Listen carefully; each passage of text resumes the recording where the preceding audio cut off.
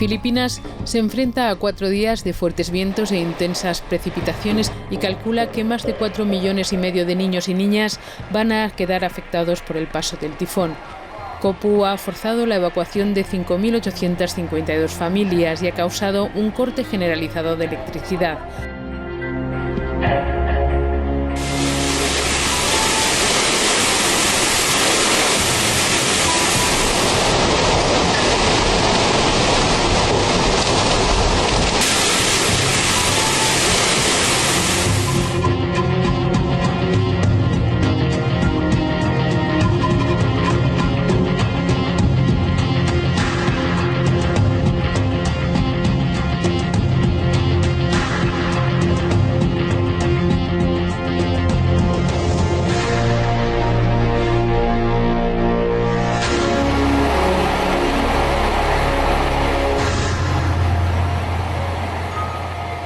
El fuerte temporal que azota el Sáhara está afectando especialmente a los campos de refugiados, donde las inundaciones han derribado varios edificios públicos y han arrasado las casas de adobe y las jaimas. A las intensas lluvias se suman las tormentas de arena.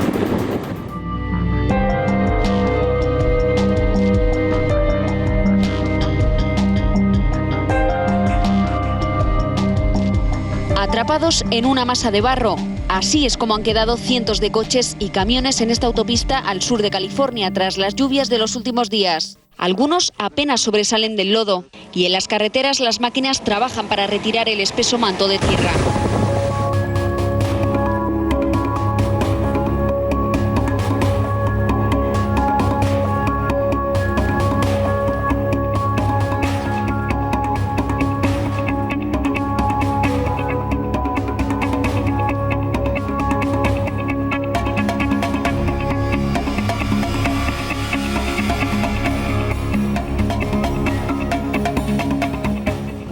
Esta madrugada se han vivido horas de angustia en las zonas afectadas por el terremoto de 7,5 grados que ha sacudido Afganistán, Pakistán y el norte de la India. Ya son más de 200 los muertos y más de 1.000 los heridos. Los hospitales se encuentran colapsados.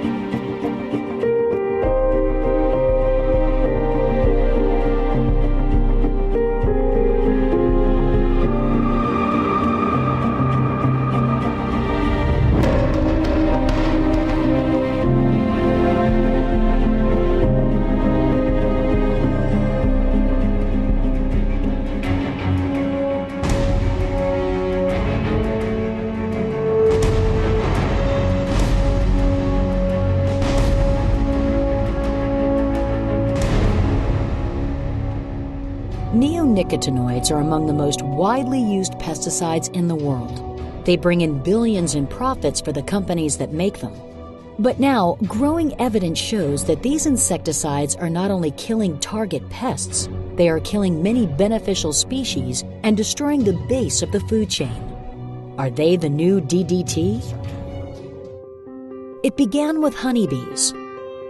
In 2006, large numbers of worker bees began to abruptly disappear from honeybee colonies. Since then, beekeepers have been losing 30% or more of their hives annually, losses that are higher than normal. This phenomenon came to be called colony collapse disorder. Neonicotinoids are a relatively new class of insecticide, coming on the scene in the 1990s. It is the fastest growing group of insecticides in the United States.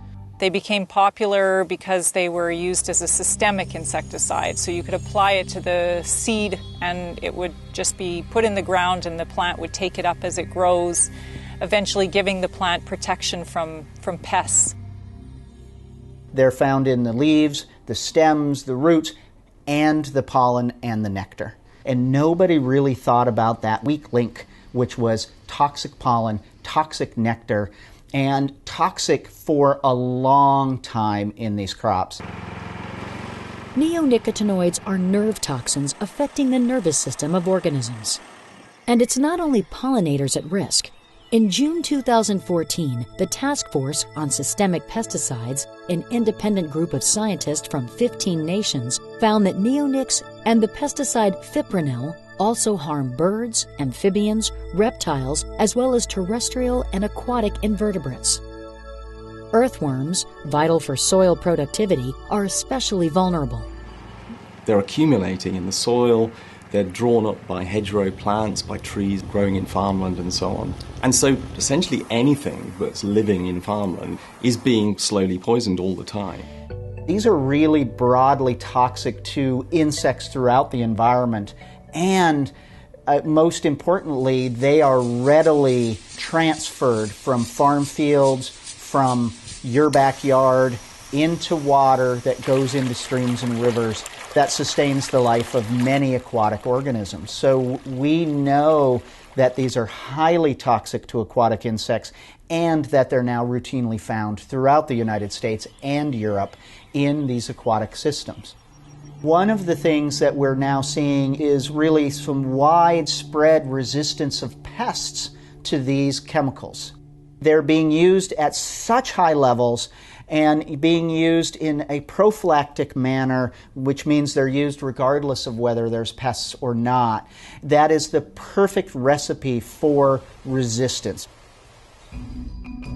Unfortunately, the system is set up where these are promoted as a safety net. You know, you can use these things and then you just don't have to worry about it. And that's a big failing of the agricultural system, how it's set up, as well as the chemical companies that are really just promoting their use. We approve chemicals really at the speed of light. They're approved really quickly because these chemical companies have a lot of money at stake. But then when we find that they are potentially problematic for human health, for the environment, for pollinators, these agencies move at a glacial pace to potentially pull them off the market. Should we be feeding this to the next generation when we don't know the real ramifications of doing that? Everybody is eating a chemical that is very closely related to nicotine when we know that nicotine is so cancer-causing. And we really have not done the long-term studies to show whether neonicotinoids are. To me, that is a real failing of the system as well. It's not just about bees, it's not just about the environment, it's that we're not taking care of humans.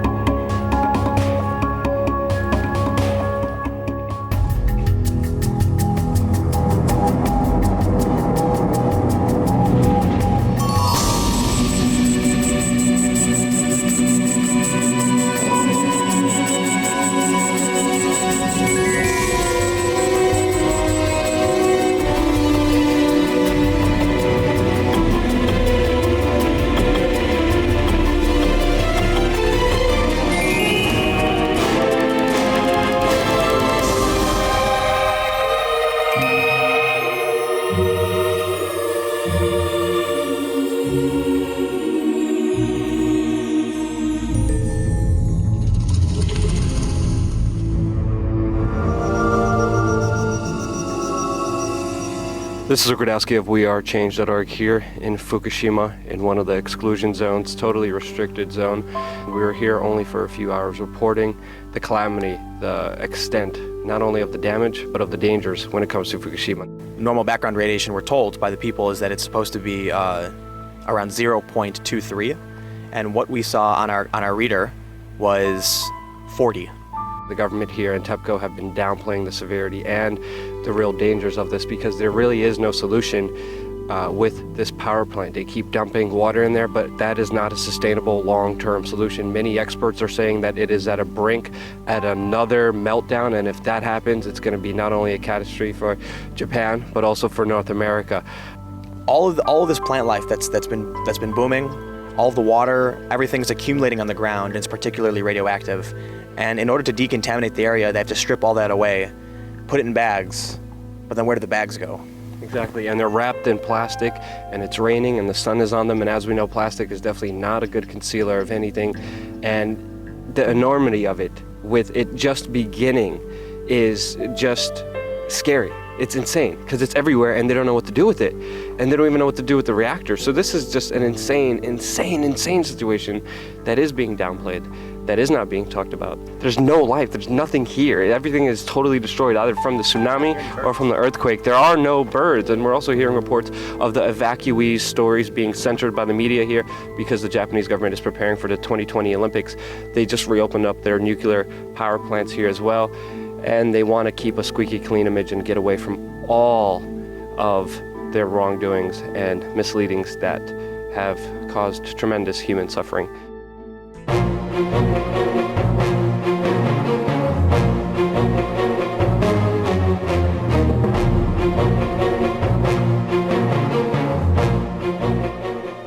I'm really appalled at the way the international system has failed. I mean, quite frankly, we don't get anything through the media. There's no general understanding of the situation here in Europe because the media are not putting this view forward. In fact, I think many people would be very surprised that it was still a matter for discussion. And they would be even more surprised to learn that it's still an ongoing accident and that it hasn't terminated yet. And they'd be even more surprised that nobody has any good ideas on how to stop it. It's against international law to dump radioactivity into the sea, but that is precisely what is happening on a daily basis.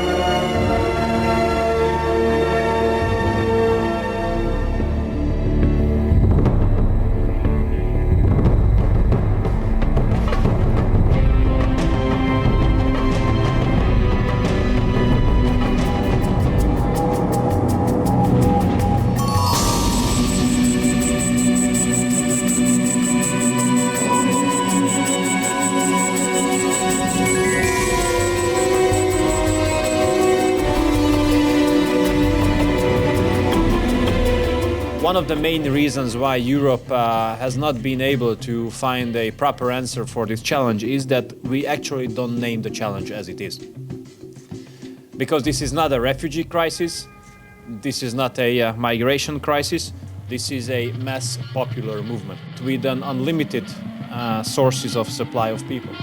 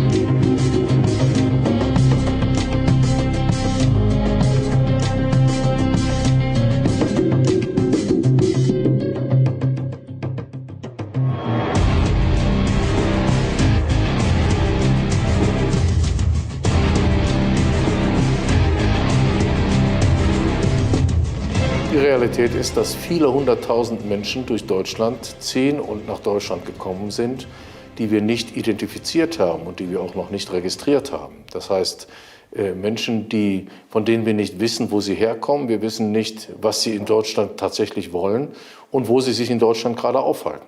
In Flüchtlingsheimen erleben wir, dass Menschen auf engstem Raum zusammenleben und in sehr schwierigen Situationen zusammen sind. Da sind unterschiedliche Religionen und Kulturen zusammen. Und dann kommt es natürlich zu Zusammenstößen, weil man sich nicht versteht, weil man Konflikte in der Heimat schon hatte, aber auch, weil es zum Beispiel Auseinandersetzungen gibt, die schlicht krimineller Natur sind. Politiker neigen dazu, die Dinge zu relativieren und zu sagen, bei uns ist alles nicht so schlimm, es sind nur Einzelfälle. Die Wahrheit ist, es sind Tausende von Fällen. Allein in Hamburg hat es in diesem Jahr über 1000 Polizeieinsätze gegeben, nur in den Flüchtlingseinrichtungen mit großen Schlägereien. Und die Politik versucht immer alles so darzustellen, als hat es nur kleine Rempeleien bei der Essensausgabe gegeben. Hinzu kommt ein ganz besonders trübseliges Kapitel deutscher Politik, dass nämlich die Flüchtlinge in zunehmendem Maße miserabel untergebracht sind. Sie haben erwartet, dass sie hier wenigstens ein Dach über dem Kopf haben und müssen unter freiem Himmel kapieren. Das heißt, die Leute sind aggressiv und wütend und das kann man auch verstehen. Man muss beispielsweise in den Flüchtlingseinrichtungen dafür sorgen, dass professionelle Dienste dort das Personal stellen. Wir brauchen Konfliktmanager, die frühzeitig solche Konflikte erkennen und beherrschen. Und dann brauchen wir noch mehr Polizisten, die für den Bereich des Außenschutzes für Sicherheit sorgen. Wir haben 10-mal so viele Angriffe auf Flüchtlingsunterkünfte wie 2014, jetzt schon, und die Zahlen steigen noch weiter. Fast täglich finden irgendwo Brandanschläge auf Asylunterkünfte statt. Und wir haben große Sorge, dass sich daraus Rechtsterrorismus entwickelt. Und es gibt tatsächlich die große Gefahr, dass sich Teile der rechten Szene, die auf diese Asylbewerberunterkünfte Attacken ausüben, Anschläge ausüben, radikalisieren und dann auch zu terroristischen Anschlägen kommen. Die Politik ist nicht in der Lage, die Dinge vernünftig zu organisieren, sodass die Menschen auch vorbereitet sind auf Flüchtlinge, sondern sie werden immer vor vollendete Tatsachen gestellt und das macht die Menschen wütend. Das rechtfertigt keine Attacken auf Flüchtlinge. Aber es lässt nachvollziehen, warum die Menschen so reagieren. Und wenn in einem Dorf, wo 100 Menschen leben, 1000 Asylbewerber hinzukommen, dann kann man verstehen, dass die Menschen Angst haben.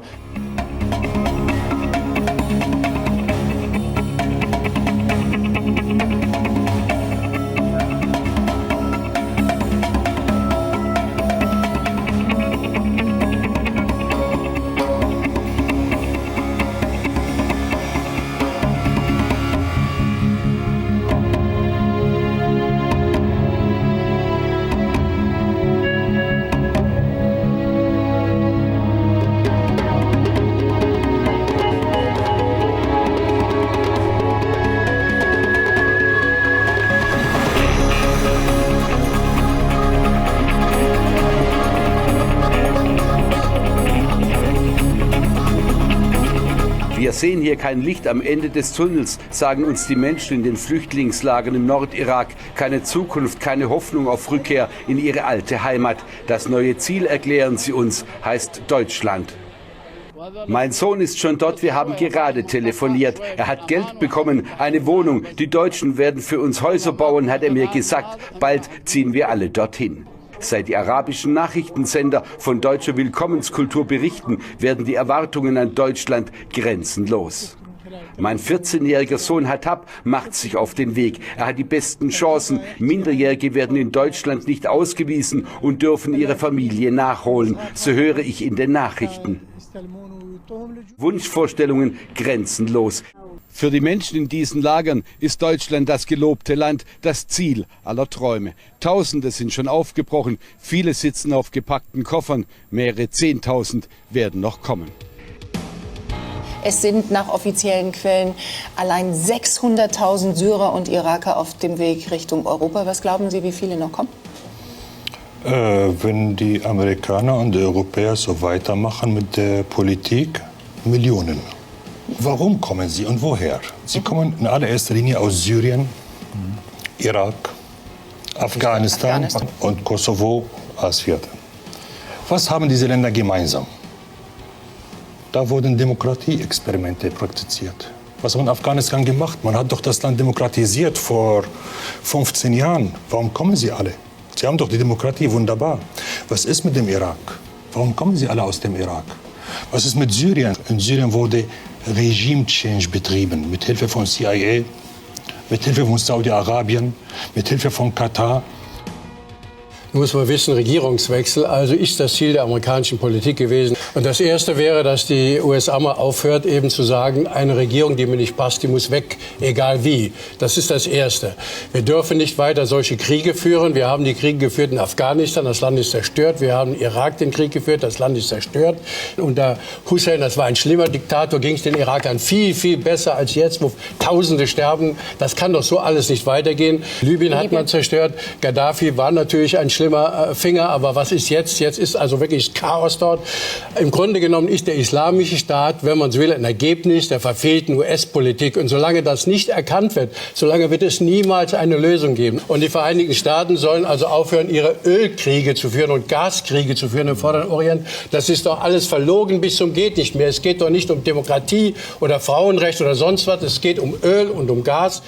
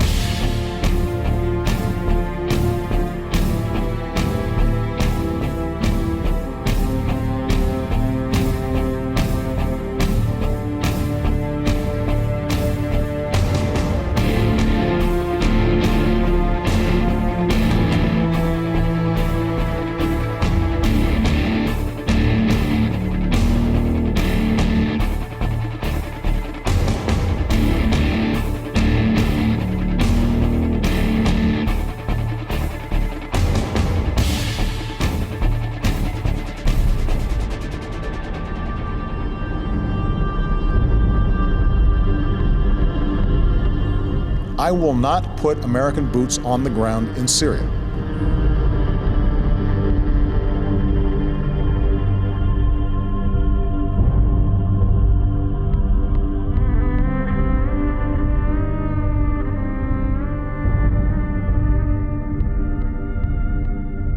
There's a bigger issue here that I'm concerned with, and that is the fact that the US and the CIA are working to overthrow the Syrian government of Assad, while Russia, a longtime ally of Assad for decades now, is working to defend or uphold this Syrian government of Assad. This puts us in a position of a possible direct head-to-head conflict with Russia as long as the US and CIA continue down this path. So how do you avoid that potential collision?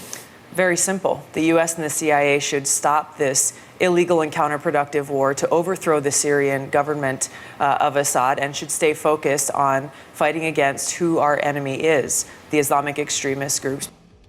There's not been a vote in Congress to authorize the use of force, to authorize a war to overthrow a sovereign government. So the American people haven't had a choice to speak their voice, to approve or disapprove such a war. Therefore, it's illegal.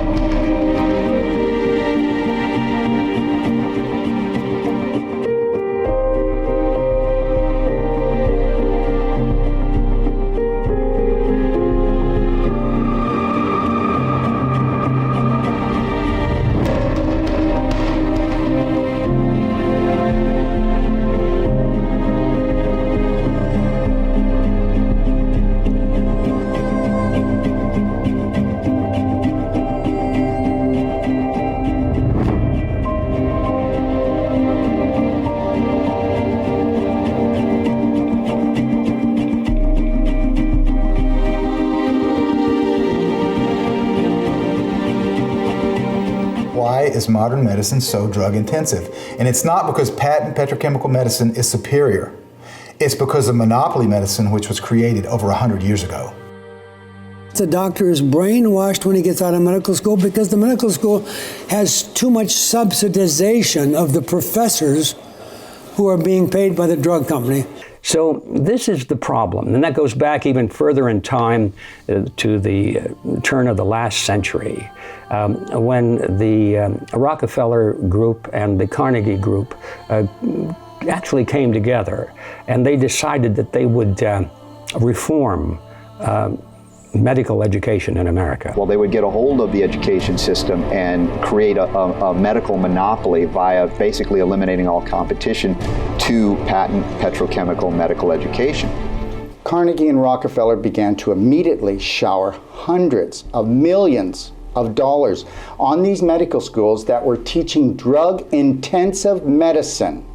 By 1940, over 1,500 chiropractors would be prosecuted for practicing quackery. By 1950, all the schools teaching homeopathy were closed. So cancer is just one element of this unspeakable business of defining diseases as a marketplace. Everything else that you see today around the pharmaceutical industry comes from the fact that it's a business model, an investment industry that thrives on the continuation of existing diseases and the launching of new diseases.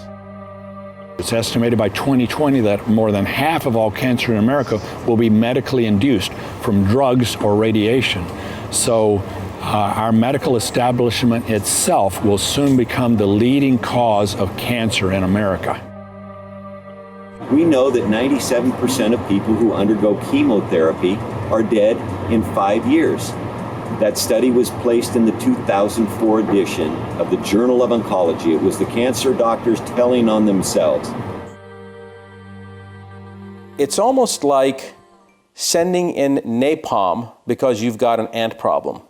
So yes, you'll take care of the ants, possibly, but then you're going to take care of every other form of life, including the grass, and you're going to level the site just to try to get the ants. So the collateral damage are the people that live there in the same house as the ants, meaning that the normal endogenous healthy cells are also going to get massacred. It does seem insane to treat cancer with chemotherapy and radiation that actually cause cancer, doesn't it? But doctors are required to do this. As a matter of fact, they suffer adverse consequences if they do not prescribe chemo and radiation. They can even lose their license to practice medicine. Most patients never question their doctors because they think the doctor is the sole authority. Most patients don't even get a second opinion. Most patients believe the explanations, the diagnoses that the cancer doctors give them. Oh, this shadow on this x-ray, that means you have cancer. We have to start now or you're going to die. You know, the fear tactics that these oncologists use are highly unethical and really should be criminal. You cannot take and isolate every chemical out of a plant and expect that plant to have the same healing powers. And this is why chemical cancer medicine fails 97% of the time. And what we're doing in modern medicine is saying, we don't care about the rules. We're going to change the rules. We know that you need vitamin D and sunshine, but we're going to say we can't patent that. So we're going to try and come up with a drug that bypasses all of those pathways. Nature to be commanded must be obeyed. So this is the amazing thing. You take a poison, you give it to people, they die. It's part and parcel of the normal status quo, modus operandi. This is how it's supposed to be. Now you break that, you actually do something that's not toxic, you help patients, they live. Hey, we don't care whether the patient lives or not. That's irrelevant. It's not part of the standard of care. You are persecuted because you destabilize all the system. So any big, true discovery make the old system useless. That's why you are shut down. Because we live in a medieval status. This is the real reason why cancer is still killing millions of people. It's not easy to treat these advanced patients because we are continuously being harassed for doing this, okay? We are mercilessly harassed by lawyers, by people who know nothing about treatment, who are stupid puppets of the guys behind who knows very well what we can offer, but are directing these guys like in Nazi Germany, and they are simply obeying orders because they were programmed this way. Almost 80 years ago, a scientist named Royal Raymond Rife faced jail time for using an unapproved treatment. In the 1930s, Dr. Royal Rife, who was a microbiologist, knew that there were microbes inside the cancer cells. And he came up with an electromedicine device, a couple of them actually, which was designed to do nothing but kill the microbes inside the cancer cells. So he developed this technology. The American Medical Association tried to buy him out, and he refused because he did not trust them. So the Food and Drug Administration went down and destroyed his laboratory, his equipment, destroyed all of his inventory. In the end, Dr. Rife's lab was burned, his records were stolen, his life was ruined, and he eventually died of a drug overdose. I want to be clear, we are not saying that everyone that works in the medical industry, the cancer industry, or the pharmaceutical companies are bad people. Not at all. That is not what we're trying to say. What we are saying in this documentary, and we're trying to communicate this fact, is that the entire medical system has been hijacked. We want to be clear that we communicate that. The problem is that the system is broken. The one disease that the status quo, meaning the pharmaceutical investment business, needs most to continue its business, to stabilize, to cement its system, is cancer.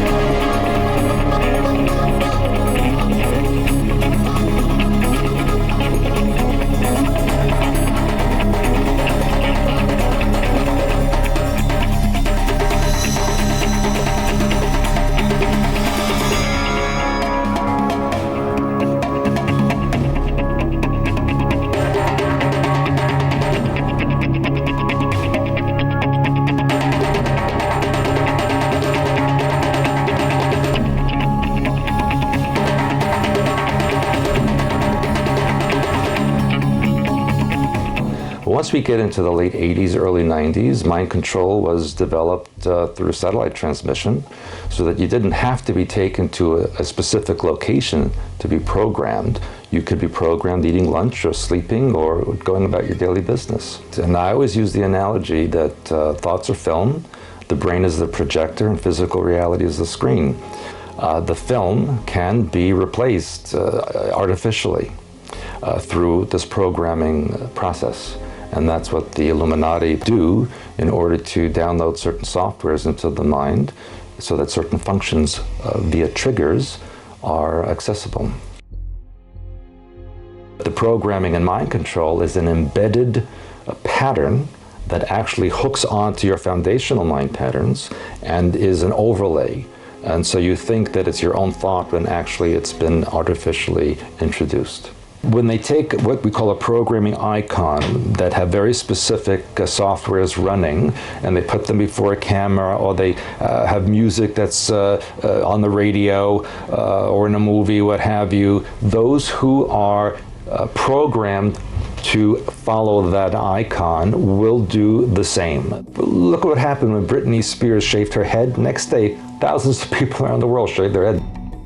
They did it because their icon did it, so they had to do it. The pineal gland produces a drug called adrenochrome. And if they extract that adrenochrome, it becomes a very powerful chemical that can be used for programming.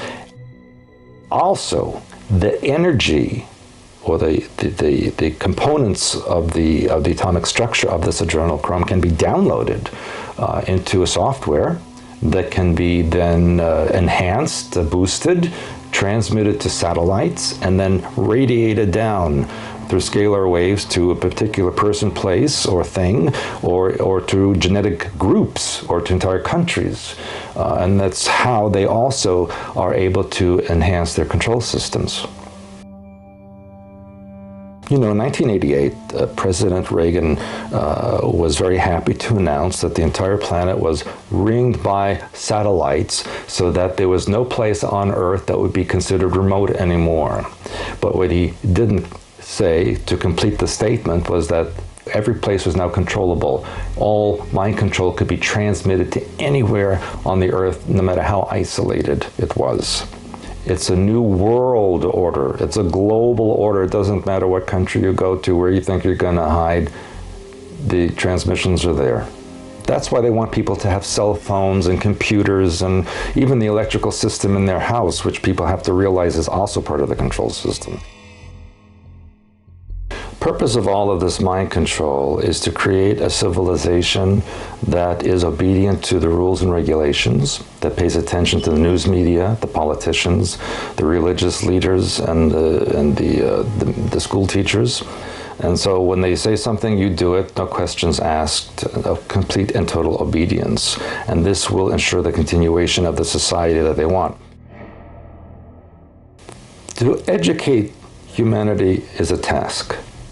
Because quite frankly, most people on this planet are so involved in their daily lives, paying their mortgages, keeping their jobs, having food, etc. Most people don't care what's going on outside their front door. Most people don't care who their leaders are as long as they have their cigarettes and their beer and everything else that they want to entertain themselves with. And that's the sad part about humanity. My hope is that people will wake up and realize that things are not the way they should be, that they need to take control of their own mind. I don't believe in physical revolution or physical violence. The war has to be in here. You have to take control of your brain, of your mind pattern, of your emotions, so that we can have the society we're supposed to have. It's really, we must take responsibility. You can't blame the Illuminati or the aliens. They are here because we're allowing them to be here. If we change the way we think, change the film, project out something else, then they will have no power over us. It could happen tomorrow if everybody would wake up and do it. Will it eventually happen? I believe so. I think that humanity will be backed against a corner to the point where they'll say, hey, we've had enough and we're going to do something about this.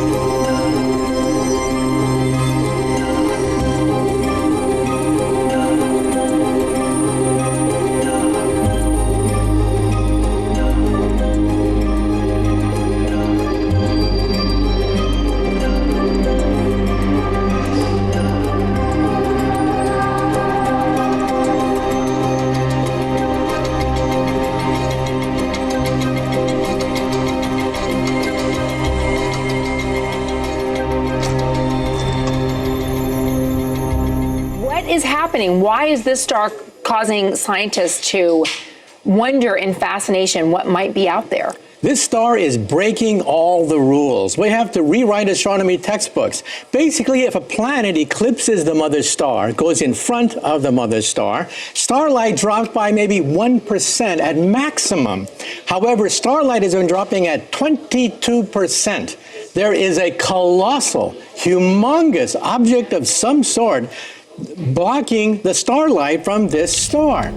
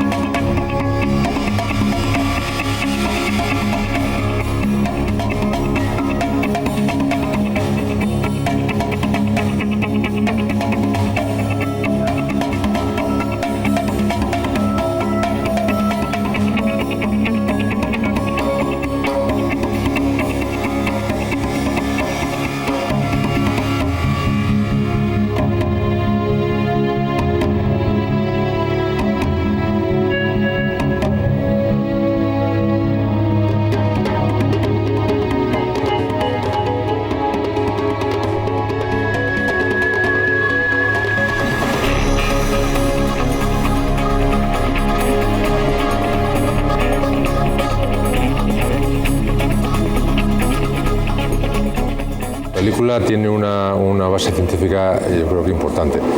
Hay algún aspecto que se ha tomado una licencia el autor para darle un cierto dramatismo, que al fin y al cabo es una película, pero tiene otros muchos aspectos que son reales. Real es la base donde Matt Damon se aísla del inhóspito clima exterior. Este tipo de habitáculos están ahora mismo en desarrollo.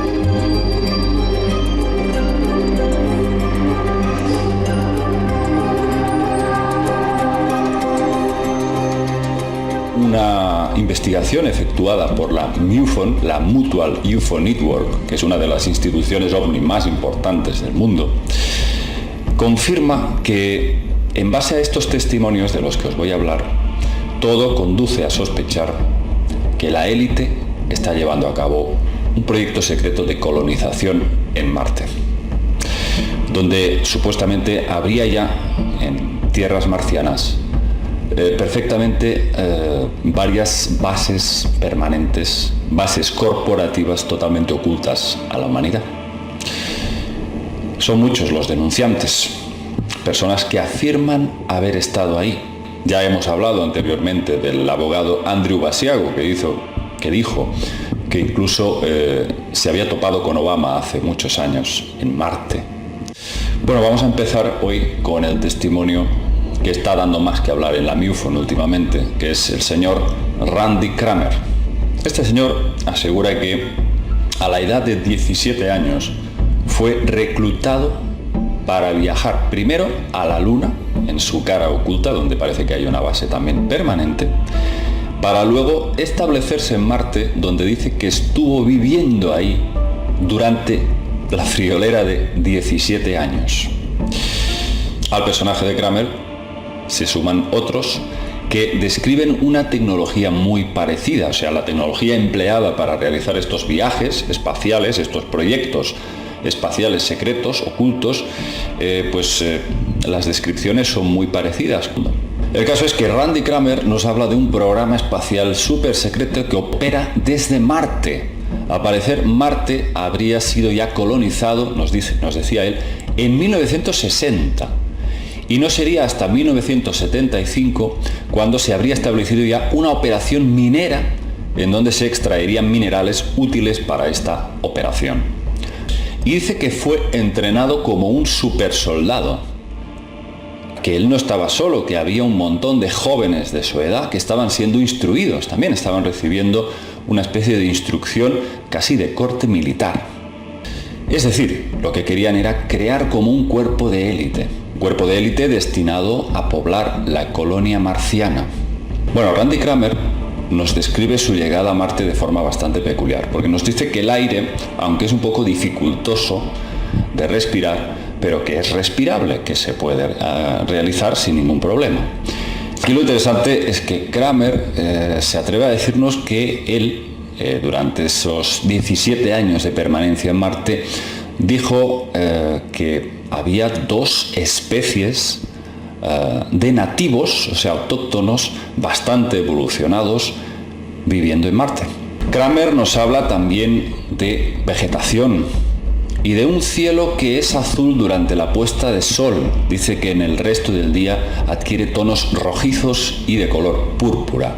Esto ha sido confirmado también en varias fotografías, en donde incluso la NASA ha admitido en algunas ocasiones que durante estas puestas de sol efectivamente el cielo se ve azul, no rojo. Randy Cramer nos dice que cuando terminó el viaje, despertó en su habitación, se encontró de nuevo en su habitación de su casa, como si no hubiese pasado nada. Claro, muchos pueden pensar que esto fue, lógicamente, un sueño. Pero qué decir de todos esos episodios en los que parece que han intervenido entidades con esas tecnologías, con esas naves que son capaces de cruzar más allá del espacio y el tiempo. ¿En qué queda todo eso? ¿En un sueño? ¿En una invención? Yo francamente no lo sé. Simplemente lo expongo.